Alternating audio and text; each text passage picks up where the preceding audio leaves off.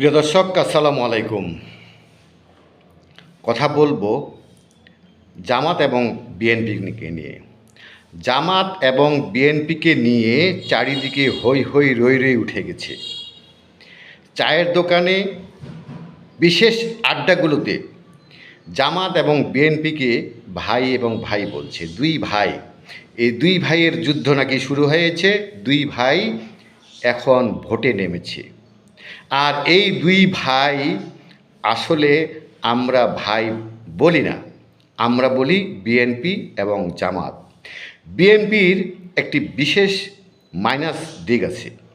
Minus দিকটা হলো BNP আজ পর্যন্ত সঠিকভাবে মুক্তিযোদ্ধাদের পক্ষে বা মুক্তিযোদ্ধাকে নিয়ে মুক্তিযোদ্ধা ওন করতে পারেনি এখনও। এটাই হলো সবচেয়ে দুঃখের বিষয়। 24 আগস্টের পর বিএনপির উচিত ছিল মুক্তিযোদ্ধাকে নিয়ে, মুক্তিযোদ্ধাদের নিয়ে এবং নিজেদেরকে মুক্তিযোদ্ধার দল হিসেবে পরিচিতি পাওয়ার, কিন্তু তারা সেটাতে ব্যর্থ হয়েছে।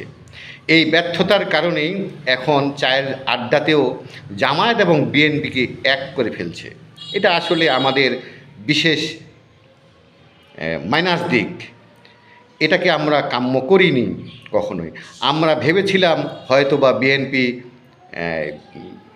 বিএনপি অবশ্যই মুক্তিযোদ্ধার দল, কিন্তু বিএনপি যে জামাতের সাথে ছিল সেখান থেকে এখনও বের হয়ে আসতে পারেনি।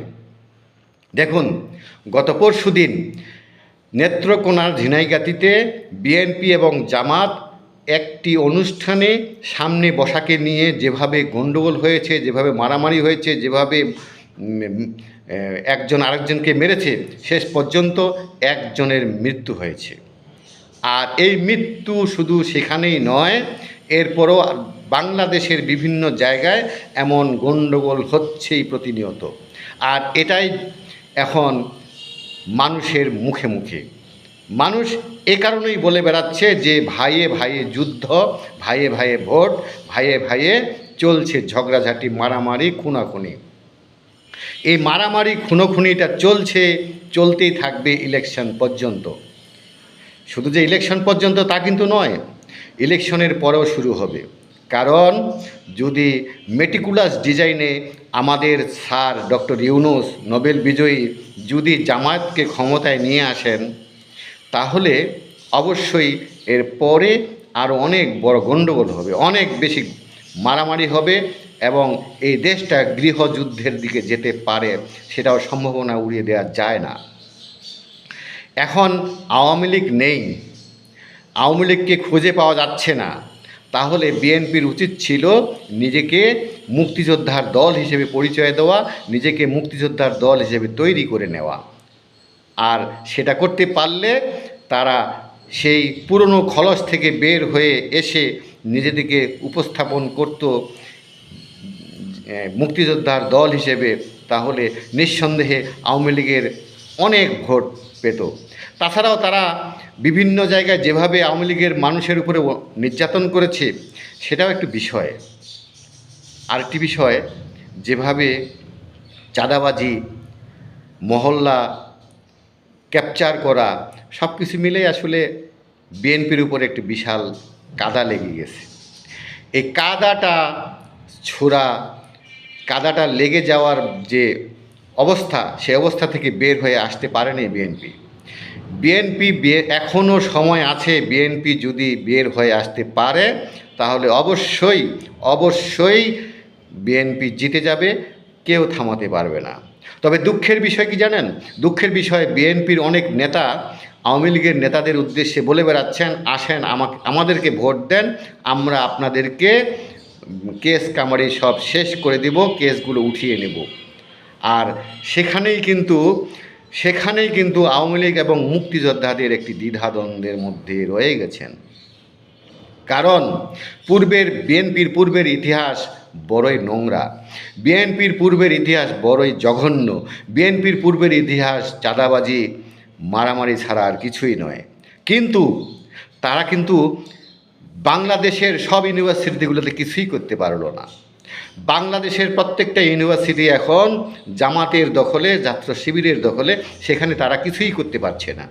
হায়রে বিএনপি, বড় আফসোস হয়। জিয়াউর রহমানকে পছন্দ করে না এমন কেউ বাংলাদেশে নেই, কিন্তু সেই জিয়াউর রহমানের দলটি, খালেদা জিয়ার দলটি এখন এই আধামরা হয়ে গেছে জামাতের কাছে। জামাতকে কোলে নিতে নিতে নিতে নিতে জামাত এখন তাদের মাথায় ওঠার চেষ্টা করছে। আর আমাদের ইউনূস স্যার যে প্ল্যান করছেন তাতে মনে হচ্ছে যে জামাত অতি শীঘ্রই বিএনপির ঘাড়ের থেকে মাথায় উঠে যাবে এবং বিএনপিকেও নিশ্চিহ্ন করার চেষ্টা করবে। তবে মনে রাখবেন, যদি জামাত ক্ষমতায় আসে তাহলে বিএনপিকে নিঃশেষ করে দেবে, এটা 100% আমি কনফার্ম করছি আপনাদেরকে। কারণ জামাত বড়ই ভয়ঙ্কর। এখন ভোটের জন্য হয়তো তারা সেই ভয়ঙ্কর রূপ দেখাচ্ছে না, কিন্তু ভোটের পর তাদের আসল রূপ দেখতে পাবেন। তাদের আসল রূপ দেখা যাবে ভোটের পর। সমস্ত আওয়ামী লীগকে যেভাবে নিশ্চিহ্ন করেছেন, ঠিক সেভাবে বিএনপিকেও নিশ্চিহ্ন করে দেবে। এটা সাধারণ মানুষ বুঝেই ফেলেছে। কাজেই সেভাবেই বিএনপি যেন এগিয়ে যায় সেই কামনাই করি। বিএনপি তাদের ভুল ভ্রান্তিগুলো ঠিকমতো শুধরে নেক, তারা মুক্তিযোদ্ধার পক্ষের দল হয়ে যাক, সেটাই কামনা করছি সবাই। প্রিয় দর্শক, আপনি আপনার মনকে বিবেচনা করবেন, আপনার দিলকে বিবেচনা করবেন, আপনি ভাববেন দেশটা কোথায় যাচ্ছে, কি হচ্ছে। আজ এই পর্যন্তই। ভালো থাকেন, সুস্থ থাকবেন। আসসালামু আলাইকুম।